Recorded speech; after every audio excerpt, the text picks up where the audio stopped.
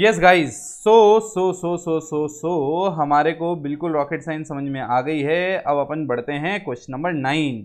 But 9 की शुरुआत से पहले अब आपके समय है इंट्रोडक्शन का, एक और टाइप की एंट्री का। कौन सा टाइप है? ये है टाइप नंबर 4।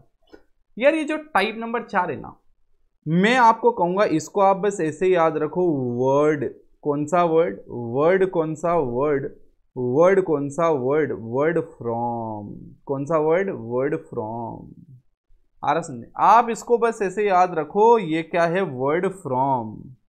सर ये वर्ड फ्रॉम का मतलब क्या है? मैंने कहा एक साथ ऐसे थोड़ी बता देंगे, टाइम लगेगा, अभी बताएंगे तुम्हें भी। मैंने कहा बहुत सारे ऐसे क्वेश्चन होते हैं जहां वर्ड फ्रॉम आ जाता है रेशो के जस्ट पहले। जैसे X has taken 1/4 from Y, A has taken 2/4 from Z.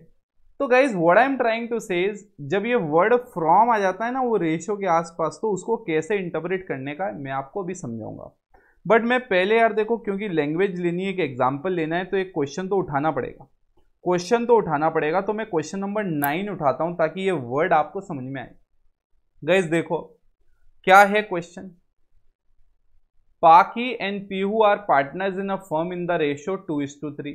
Nancy is admitted for 7/15 which she takes. क्या आ गया वर्ड? which she takes, पर वो वर्ड नहीं है हमारे लिए। कौन सा है? from। क्या है? from।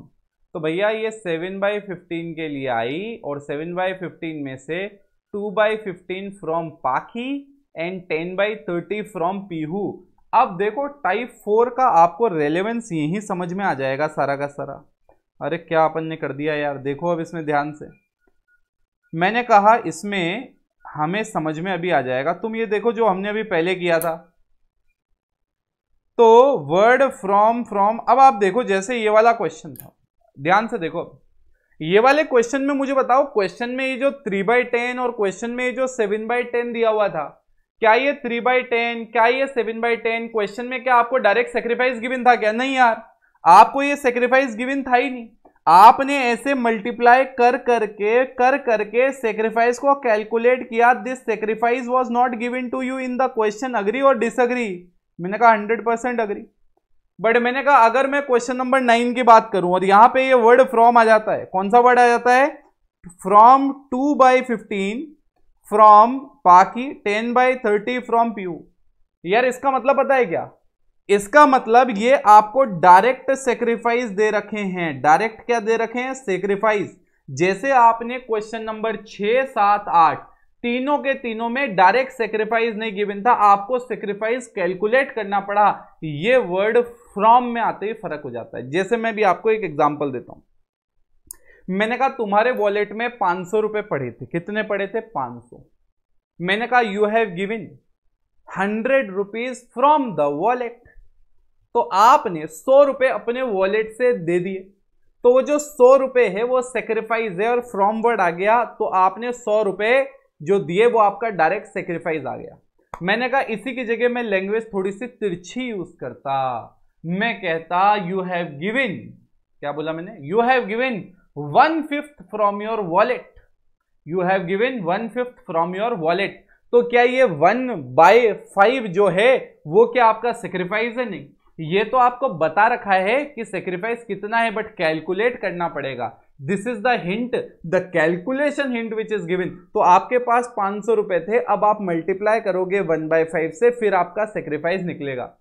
तो गाइज ये दो जो एग्जाम्पल दिए, एक में सेक्रीफाइस गिवन था, एक में सेक्रीफाइस गिवन नहीं है। वही टाइप 3 और टाइप 4 में फर्क है।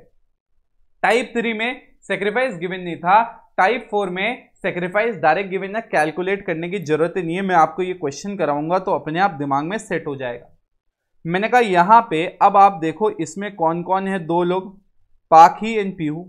तो पाकी का न्यू शेयर आप डायरेक्टली निकाल सकते हो। पाकीज न्यू शेयर कैसे निकालोगे? पाकीज न्यू शेयर, इसका ओल्ड शेयर क्या था मेरे प्यारे बच्चों? ओल्ड शेयर था 2/5। कितना इसने सेक्रीफाइस किया पाकी ने? 2/15। तो इसमें से हमने 2/15 सेक्रीफाइस कर दिया। एलसीएम लिया 15। 6 माइनस 2 कितना आया 4/15। अब मैंने कहा पीहू का निकाल लो डायरेक्ट। अब आप देख रहे हो क्वेश्चन नंबर 6, 7, 8 और 9 में क्या फर्क है। वहां सेक्रीफाइस निकालना पड़ रहा था, यहां पे निकालने की कोई जरूरत ही नहीं है क्योंकि डायरेक्टली सेक्रीफाइस गिवन है। आ रहा समझ। अब ये कैलकुलेशन आपको समझ में आ रही होगी, कुछ नहीं मैं एलसीएम ले रहा हूं।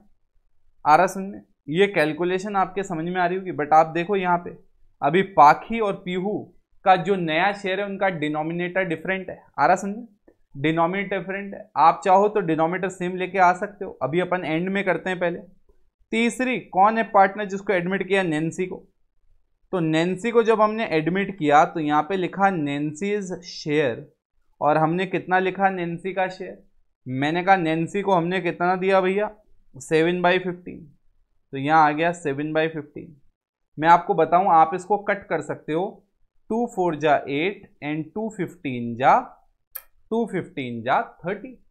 तो इसका मतलब आपने 2 से न्यूमरेटर और डिनोमिनेटर को कट कर दिया, जो कि नॉर्मल मैथमेटिकल प्रॉपर्टी है। अब देखो, अब मैंने कहा तीनों का डिनोमिनेटर चेक करो, 15 15 15 बिल्कुल। अब न्यूमरेटर चेक करो, न्यूमरेटर चेक करो, 4 + 4 8 + 7 15, क्या बराबर आ रहा है, बिल्कुल। तो पीहू पाखी पीहू पाखी पीहू और कौन, नैन्सी।